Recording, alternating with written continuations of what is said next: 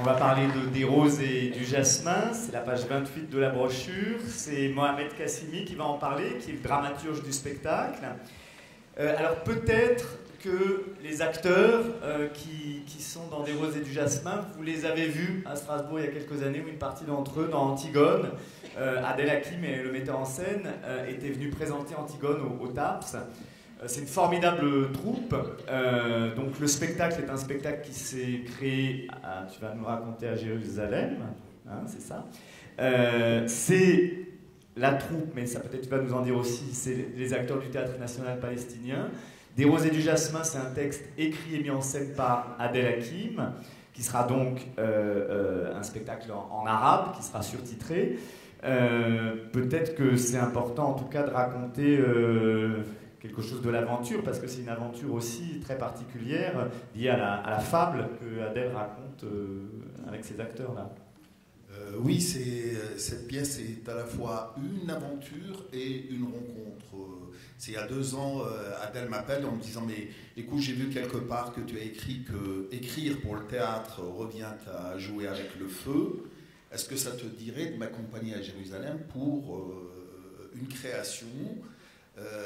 Sachant que j'avais beaucoup d'admiration pour Adèle, parce qu'il vient d'un théâtre qui, à mes yeux, est essentiel. Ce n'est pas un théâtre schizophrénique qui, à force de courir après la langue et le langage, finit par perdre parfois et très souvent de vue le réel. Donc il me dit, écoute, ça te dirait de venir. Donc j'ai écrit une pièce, et la pièce, à la lecture, elle devait faire, c'est d'où mon rôle de dramaturge, entre 6 et 8 heures sur le plateau.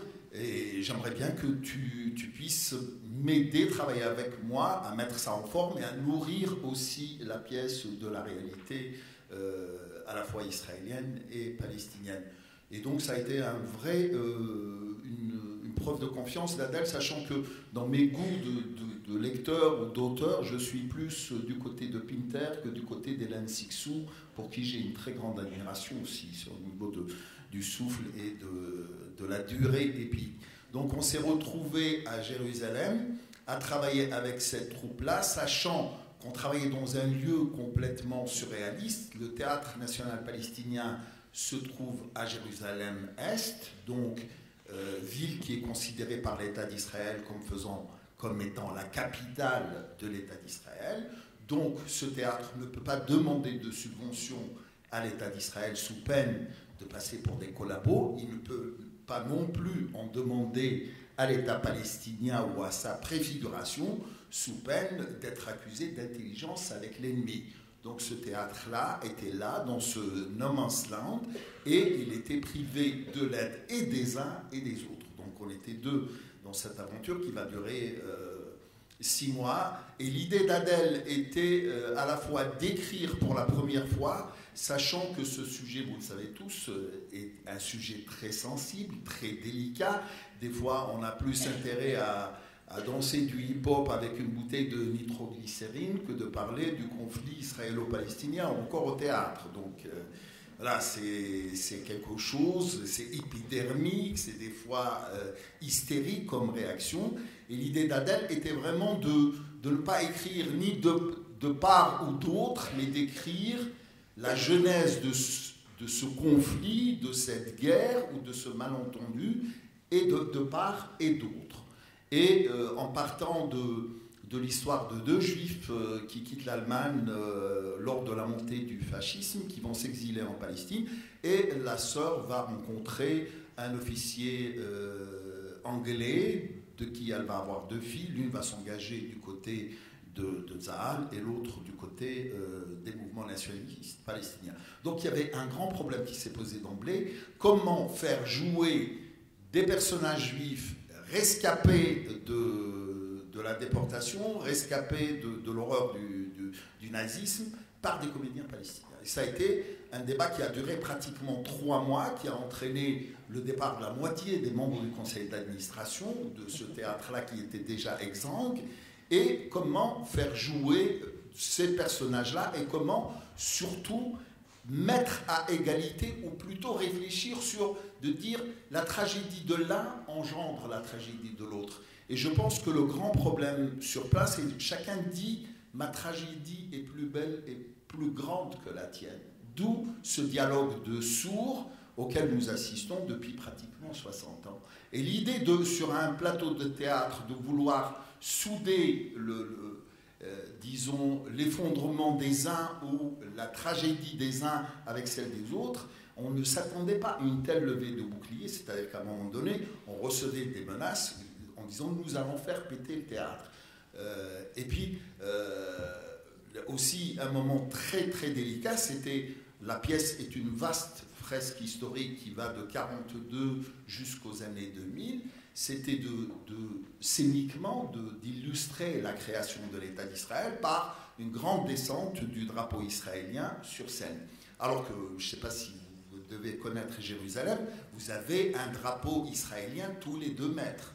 C'est vraiment une ponctuation de la ville. Et là, le fait de la voir sur une scène de théâtre, il y avait une sorte d'exacerbation et quelque chose qui était de l'ordre de l'impensé et de l'impossible. Et il y a eu, c'est pour ça que je suis content que les comédiens, que vous ayez des rencontres avec ces comédiens qui ont un parti de militants dans la résistance, comme ils l'appellent, palestinienne. Ils ont dit, nous voulons investir ces personnages juifs afin de faire comprendre à nos enfants que nos adversaires ne sont pas des monstres. Et ça a été un moment qui a fait basculer complètement disons, le destin de cette pièce qui était pratiquement voué à l'échec dès le départ parce qu'il était impossible par rapport aux nationalistes et surtout par rapport aux partis de gauche. Les islamistes ne se sont pas mêlés de cette histoire-là. C'était plutôt l'extrême gauche et des gens du Parti communiste qui ont trouvé, même c'est la première fois de ma vie où je me fais traiter de sioniste publiquement. Donc c'était assez étrange par rapport à cette pièce-là. Adèle aussi, vous connaissez son parcours. Et le fait d'avoir réussi à la fois, et ça c'est vraiment le travail d'Ivry, c'est de redonner vie à ce lieu qui était complètement exsangue théâtralement, et toutes les répétitions, comme le lieu n'avait pas du tout de moyens, il était loué H24 le théâtre, à des écoles, à des scolaires, à des mariages, à des circoncisions, à des divorces, à des répudiations. C'est-à-dire il était tout le temps plein, et nous, comme on n'apportait pas beaucoup d'argent, donc on passait notre temps à répéter soit dans les caves, soit sur le toit, soit dans la cour, etc. Donc on était dans ce lieu où tout est disputé le territoire. On a vécu complètement cette dispute du territoire de l'intérieur pendant du mois de juin jusqu'au du mois de janvier jusqu'au mois de juin l'an dernier, jusqu'à la création, qui, elle, c'est contrairement à tout ce qui s'est dit, et c'est pour l'une des rares fois, sachant que la ville, au-delà de toutes les proclamations, Jérusalem reste une ville physiquement, matériellement, psychiquement et psychologiquement coupée en 2. Jérusalem-Est, c'est Jérusalem-Est, et Jérusalem-Ouest, c'est Jérusalem-Ouest. Il y a très très peu de circulation dans cette ville, pourtant réunifiée physiquement.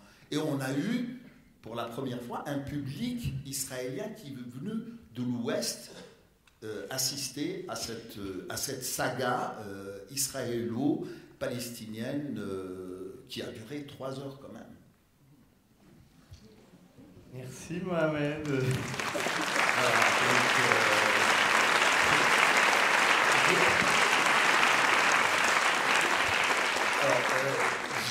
Rajouter un petit mot parce que je sais que c'est tellement rare du théâtre qu'on appelle, moi je ne l'appelle pas théâtre politique, je l'appelle du théâtre éthique parce que je pense que le but du théâtre, ce n'est pas de faire désespérer le public.